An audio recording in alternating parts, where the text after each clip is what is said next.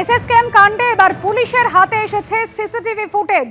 নিজেকে শিশুরোগ বিশেষজ্ঞ বলে পরিচয় দিয়ে নাবালিকাকে যৌন নির্যাতন করা হয়েছে। ইউনিফর্ম পরা অবস্থায় একেবারে নাবালিকাকে অভিযুক্তের শৌচাগারে নিয়ে যাওয়ার ছবি সিসিটিভি ফুটেজে ধরা পড়েছে। একেবারে সিসিটিভি ফুটেজ এসএসকেএম কাণ্ডে পুলিশের হাতে এসে পৌঁছেছে এবং যে সিসিটিভি ফুটেজে দেখা যাচ্ছে ইউনিফর্ম পরা অবস্থায় নাবালিকাকে নিয়ে যাচ্ছে অভিযুক্ত, শৌচাগারে নিয়ে যাচ্ছে, সেই ছবিও কিন্তু ধরা পড়েছে। বুধবার এসএসকেএম হাসপাতালের ওপিডিতে ডাক্তার দেখাতে এসেছিল ওই নাবালিকা এবং তারপরে তার সঙ্গে এই ভয়াবহ ঘটনা ঘটে।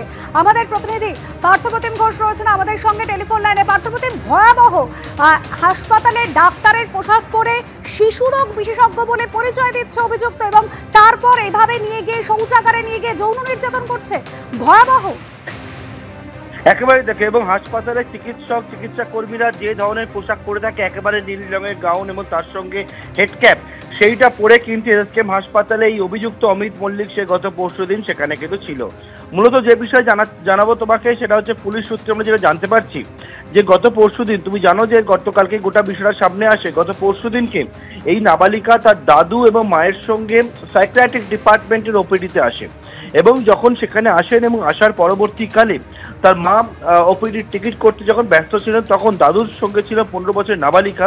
তখন এই ব্যক্তি অমিত মল্লিক নিজে একেবারে যে চিকিৎসকের যে পোশাক সেই রকম হাসপাতালের যারা কর্মী স্বাস্থ্যকর্মীরা যেমন পোশাক পরে থাকে নীল পোশাক এবং তার সঙ্গে একেবারে হেড ক্যাপ, সেটা পরে সে আসে এবং নিজেকে শিশুরোগ বিশেষজ্ঞ পরিচয় দেয় এবং শিশুরোগ বিশেষজ্ঞ পরিচয় দিয়ে ওই নাবালিকাকে ডাকে এবং দাদুকে ওখানেই বসতে বলার পরবর্তীকালে ট্রমা কেয়ারের মধ্যে নিয়ে যায় এবং সেখানে একটা শৌচাগারের মধ্যে নিয়ে গিয়ে তাকে কিন্তু নাবালিকা যে স্টেটমেন্ট ইতিমধ্যে পুলিশকে দিয়েছে এবং সেখানে ট্রমা কেয়ারের শৌচাগারের মধ্যে ঢুকিয়ে লক করে দেয় এবং একটা প্রাইভেট শৌচাগার, সেখান থেকে কিন্তু ভেতর থেকে দরজা সম্পূর্ণভাবে লকড অবস্থায় ছিল।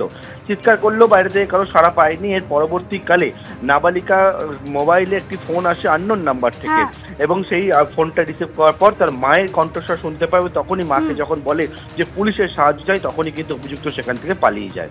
ধন্যবাদ পার্থপ্রতিম। যে খবরে নজর রাখবো, আদালতে অস্বস্তি বাড়লো শুভেন্দু অধিকারী রক্ষা কবচ প্রত্যাহার করলো আদালত। আরো একবার জানাবো এই মুহূর্তের বড় খবর, শুভেন্দু অধিকারী রক্ষা কবচ প্রত্যাহার করলো আদালত। আর রাজ্যের বিরোধী দলনেতা শুভেন্দু অধিকারীর এই রায় কিন্তু আদালতে অস্বস্তি বাড়লো তার। যে রক্ষা কবচ এতদিন তার ছিল সেই রক্ষা কবচ এবার প্রত্যাহার করলো আদালত। মাননীয় বিচারপতি রাজাশেখর মান্থার দেওয়া রক্ষা কবচ, সেই রক্ষা কবচ প্রত্যাহার করলেন বিচারপতি জয় সেনগুপ্ত। মানিকতলা সহ মোট 5টি মামলা সিবিআই এবং রাজ্যের যুগ্ম এসআইটি গঠন করে দিল আদালত।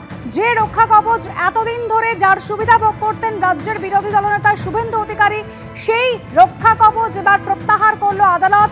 বিচারপতি রাজাশেখর মান্তা তার দেওয়া রক্ষা কবচ এবার প্রত্যাহার করলেন বিচারপতি জয় সেনগুপ্ত।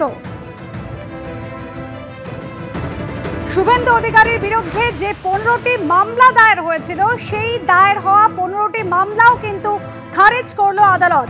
মাননীয় বিচারপতি জয় সেনগুপ্ত তিনি রক্ষা কবচ প্রত্যাহার করেছেন, কিন্তু শুভেন্দু অধিকারীর বিরুদ্ধে দায়ের হওয়া 15টি মামলা খারিজ করলো আদালত। শুভেন্দু অধিকারীর রক্ষা কবচ প্রত্যাহার করলো আদালত। এই মুহূর্তের বড় খবর, বিচারপতি রাজাশেখর মান্তার দেওয়া রক্ষা কবচ প্রত্যাহার করলেন বিচারপতি জয় সেনগুপ্ত। 15টি মামলা তার বিরুদ্ধে দায়ের হয়েছিল, যদিও সেই সবকটি মামলা খারিজ করে দিয়েছে একই সঙ্গে আদালত।